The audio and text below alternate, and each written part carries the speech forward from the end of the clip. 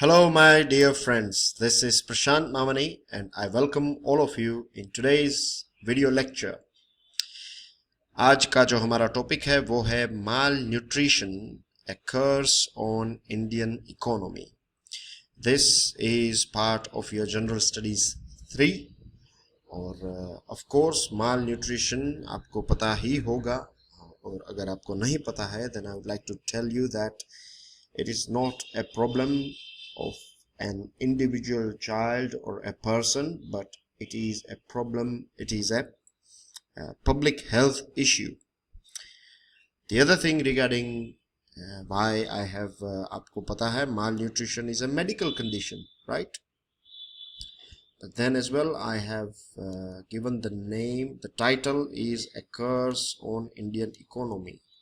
That means before even I start my lecture आपको ये पता चल जाना चाहिए that it is having a negative impact on Indian economy. है ना, बहुत सारी चीज़ें ऐसी होती है जो अगर हम ध्यान से उसको देखें, अगर हम अपने पूरे अवेयरनेस से, अपनी पूरी कॉन्शियसनेस से उसको पढ़ने की कोशिश करें या फिर कोई भी पेंटिंग हो तो उसको देखने की कोशिश करें, तो उसमें से बहुत सारी ऐसी भी चीज़ें होती है जो वहाँ पे साफ तौर पर दिखाई नहीं देती, लेकिन ध्यान से देखने के बाद आपको पता चल जाएगा कि there are some things that were between the lines और आपको वो दिख जाएंगे. So in today's lecture we are going to learn some basic things, and when I say basics or basic thing, it's not every time कि हम बहुत ही ground level के ऊपर या बहुत ही रूट लेवल के ऊपर बात करें. Many times when I say basic, things are going bit on higher level as well, but without understanding these things it would be difficult, or you can also say it would be not possible for you to understand or get a overall scenario, or you can say you won't be able to develop a holistic picture. वो जो big picture है वो आपको धुंधला सा दिखाई देगा because of if you are not aware with the basics of the things. So let's move on. Malnutrition, before we go any further, पहले हम Indian scenario को देख लेते हैं, और once we go through Indian scenario, I'm sure you'd be able to understand malnutrition as well. It's the tyranny of malnutrition, इसका जो impact है, जो ये इसकी जो devil side है, वो कितनी हद तक हमें impact करती है उसको हम देख लेते हैं. Indian scenario. At present, India is fastest growing economies of the world. ये हमें पता है that India is fastest growing country. But at the same time, it has the largest malnourished population. एक तरफ भारत दुनिया में सबसे ज़्यादा आर्थिक तौर पर विकसित होने वाले देशों में से एक, और जो ग्रोथ रेट है वो इंडिया की सबसे फास्टेस्ट है. We have seen that it has surpassed China. हम मेजर इकोनॉमीज की बात कर रहे हैं. और दूसरी तरफ दुनिया के सबसे कुपोषण से प्रभावित पॉपुलेशन भी भारत में देखने को हमें मिलती है. हर साल 1.3 million children under the age of 5 die in India. अब सोचिए 1.3 मिलियन मतलब के 13 लाख बच्चे जो हैं, जो 5 साल से भी कम उम्र के हैं, वो भारत में एवरी ईयर 13 लाख बच्चों की मौत होती है. और उन 13 लाख बच्चों में से 50% die due to malnourishment और malnutrition. Malnourished children who somehow manages to duck death has to bear the brunt of it throughout their lifespan.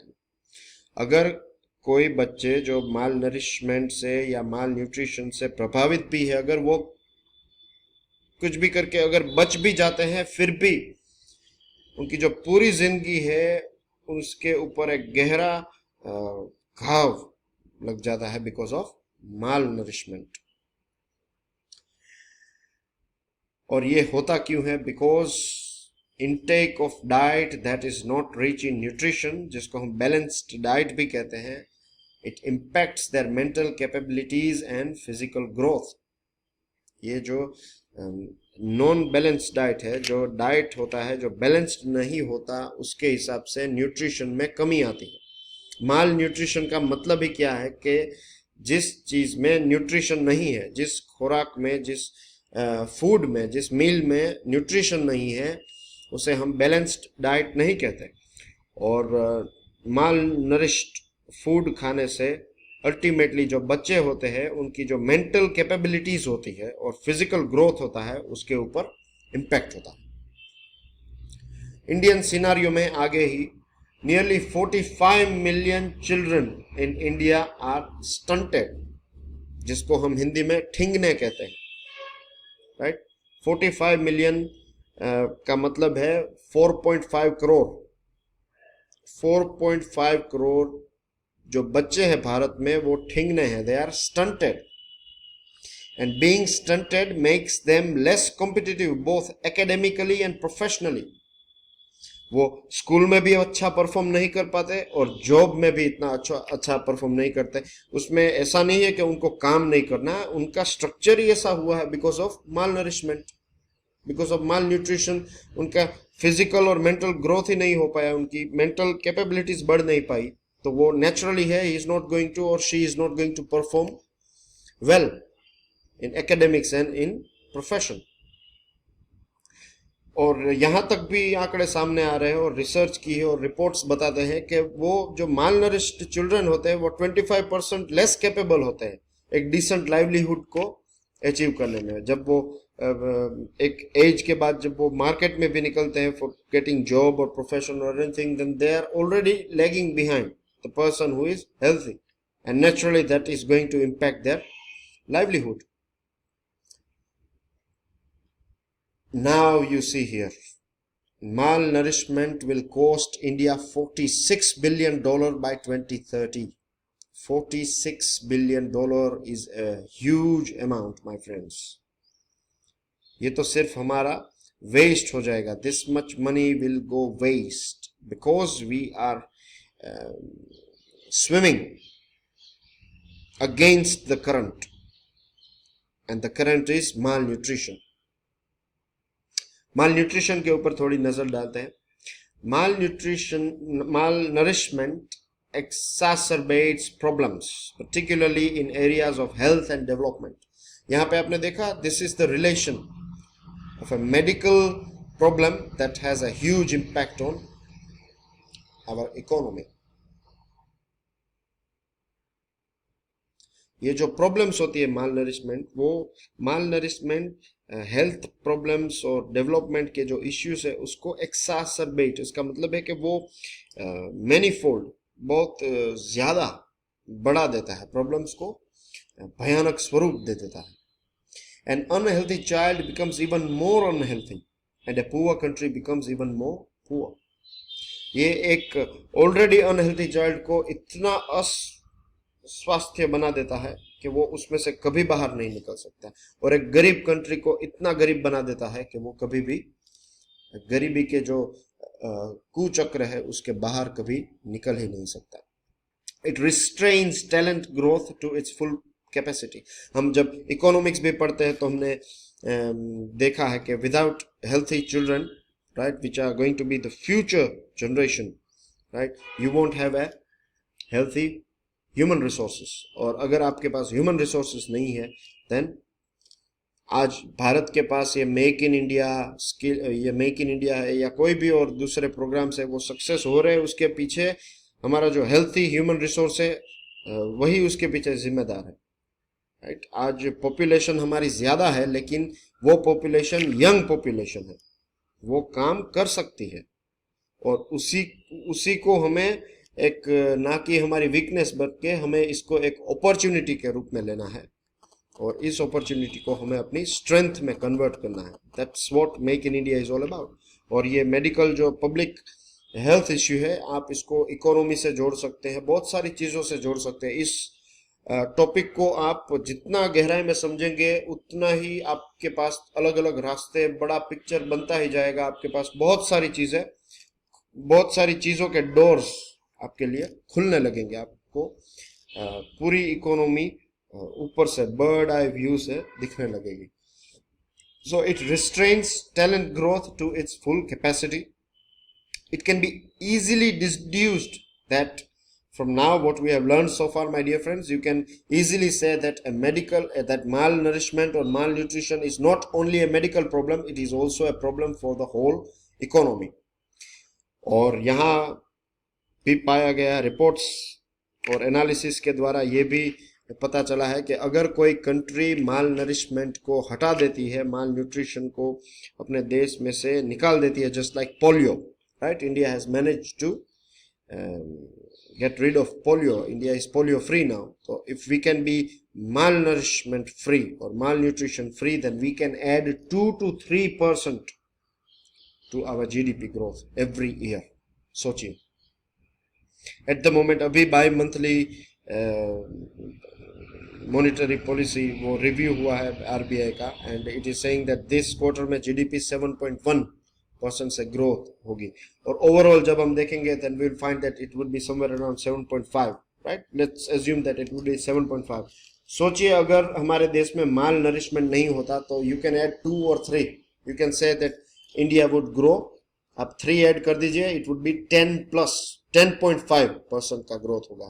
Double digit growth के जोन में हम हो सकते हैं if we get rid of malnourishment.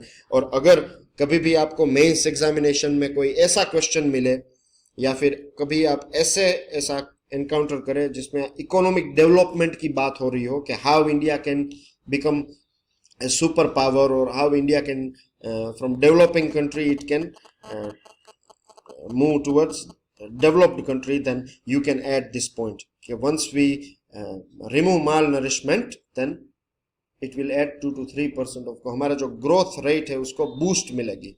उसके अलावा we have GST that is coming, उससे भी बूस्ट मिलेगी. सो 2% जीएसटी में 2% माल नरिशमेंट में, then you would be easily in double digit growth, right? This is just a small example how you can use things from this lecture to it can help you to encounter many questions. Moving on, हमारी strengths क्या है?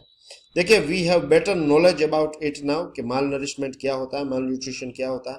We now know that breast feeding a child from 0 to 6 month age can boost its immunity.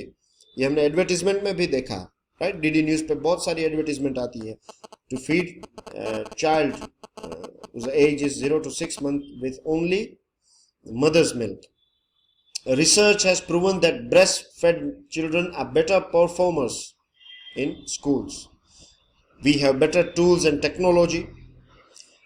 लेकिन इसके अलावा थोड़ी threats भी है और वो थ्रेट्स है गर्ल चाइल्ड एजुकेशन. अभी भी गर्ल चाइल्ड एजुकेशन में हम पीछे हैं, हमें इसको बढ़ावा देना है, आगे बढ़ाना है.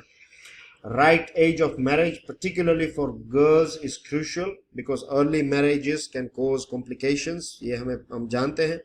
We have to also ensure that potable water is accessible to all. Potable मतलब पीने लायक पानी, पेयजल is accessible, right?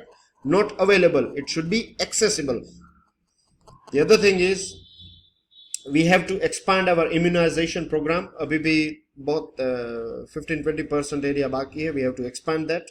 Food accessibility is and should be part of food security programs, right? Food भी accessible होना चाहिए, affordable होना चाहिए. In the same sense, water should also be accessible.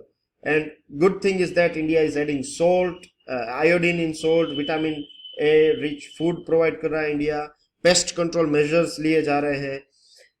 Awareness regarding breastfeeding, हमने advertisement भी बात की और food security भी बिल भी पास हो गया और बहुत जगह पर इम्प्लीमेंट भी होने लगा. So that's everything regarding mall nutrition which is a curse on Indian economy. I'll keep it till here. and I'll see you all soon. Bye for now.